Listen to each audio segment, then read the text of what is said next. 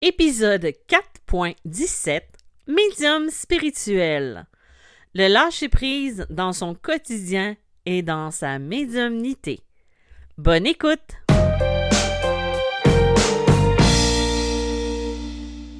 Bonjour, bienvenue dans ce nouvel épisode de Médium spirituel.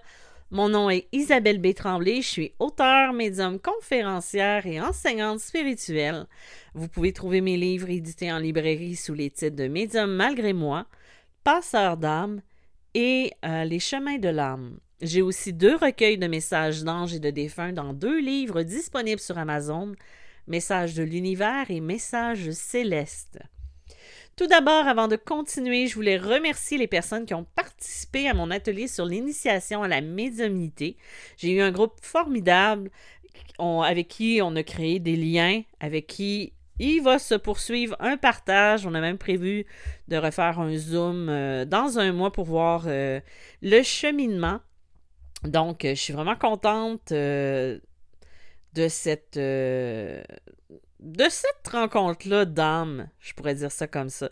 Je vais offrir un autre atelier en mars. Restez à l'affût, je vais en parler et je vais débloquer les dates bientôt. Donc, pour le sujet d'aujourd'hui, on va parler d'un sujet qui est important et qui est le lâcher-prise.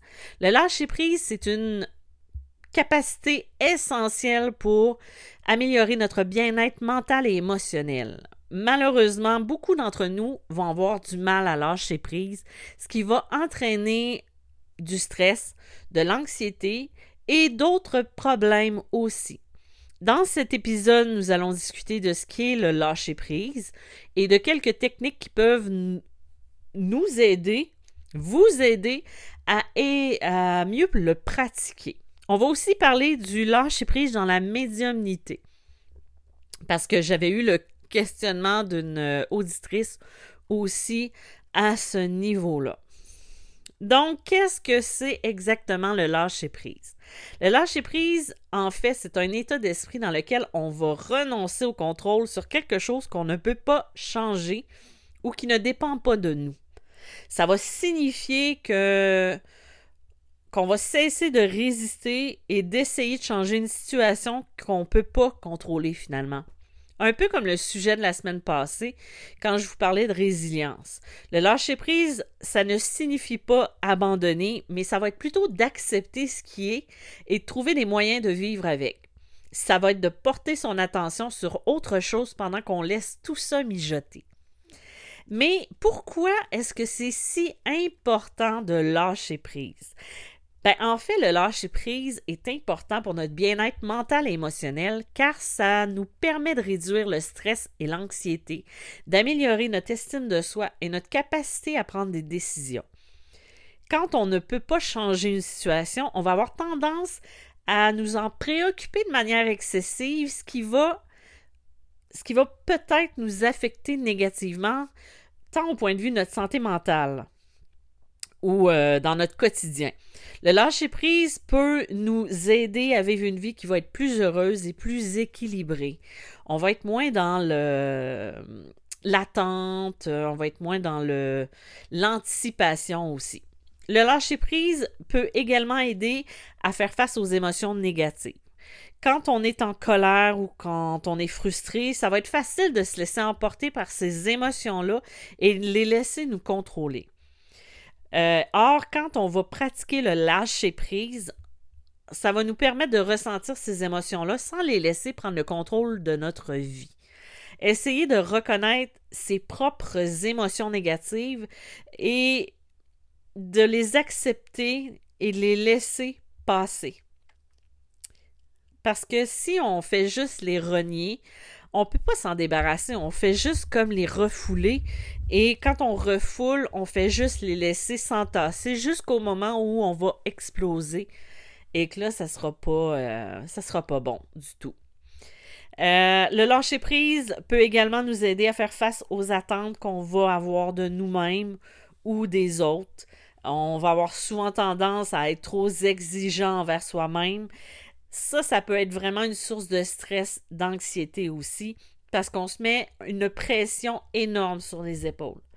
Quand on apprend à lâcher prise de ces attentes-là, On va pouvoir réduire notre stress et se concentrer vraiment sur ce qui est important. Et c'est ça qu'on a besoin de faire. Je vous parlais tout à l'heure du lâcher-prise dans la médiumnité. Dans le fond, en quoi ça consiste? En fait, ça va nous permettre de se détacher de nos propres attentes, de nos propres désirs et de notre ego aussi. Parce que pour pouvoir canaliser les messages et les énergies des défunts, des guides ou des entités de manière pure et authentique, on a besoin de faire ça. Parce que si on pratique la médiumnité, ça va être facile de tomber dans le piège de vouloir contrôler le processus de communication avec les âmes et de vouloir que les messages reçus puissent répondre à nos propres attentes ainsi qu'à celles de nos clients. C'est sûr que ça peut entraîner une distorsion des messages qu'on va recevoir et aussi une perte de pureté, d'authenticité de la communication. Le lâcher-prise dans la médiumnité, ça va impliquer de se mettre dans un état de réceptivité qui va être pure et ouverte, où on ne sera pas dans l'attente ni dans le jugement. Parce que c'est ce qui va nous permettre, pas ce qui va nous permettre, mais c'est ce qui va permettre aux défunts, aux entités, aux guides de communiquer leur message de la manière la plus fluide possible.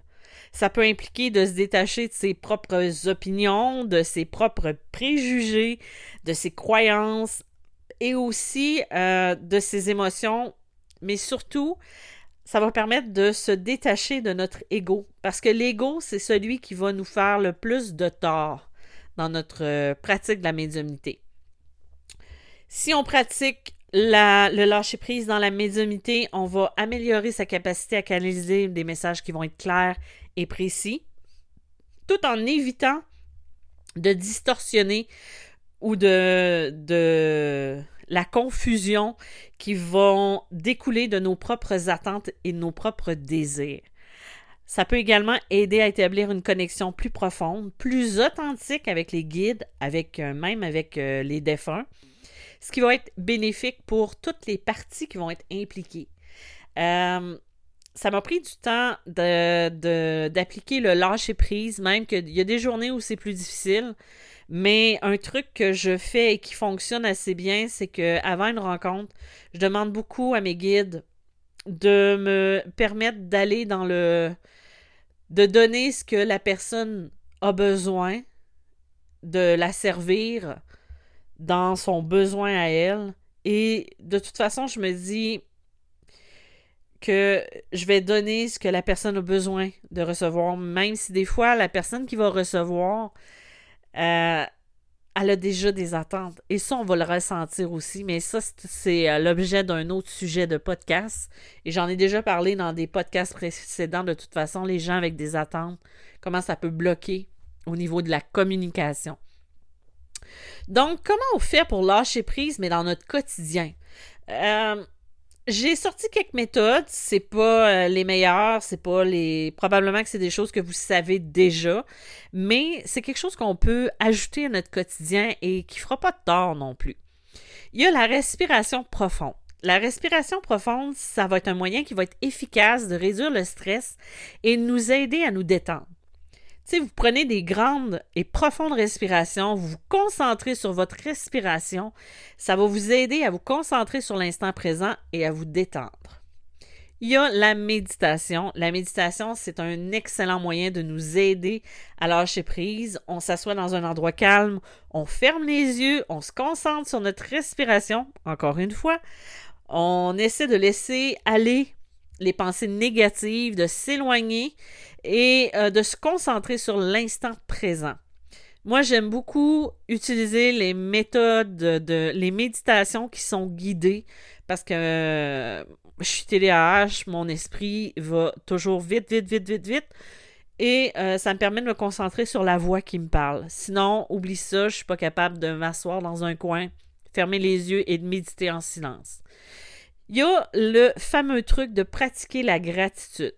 La pratique de la gratitude, c'est quelque chose qui va consister à porter notre attention ou à se concentrer sur des choses positives dans notre vie plutôt que de se concentrer sur ce qui est négatif. On prend quelques minutes chaque jour pour énumérer les choses pour lesquelles on est reconnaissant. Ça va nous aider à nous concentrer sur les aspects positifs de notre vie et à lâcher prise sur les choses négatives.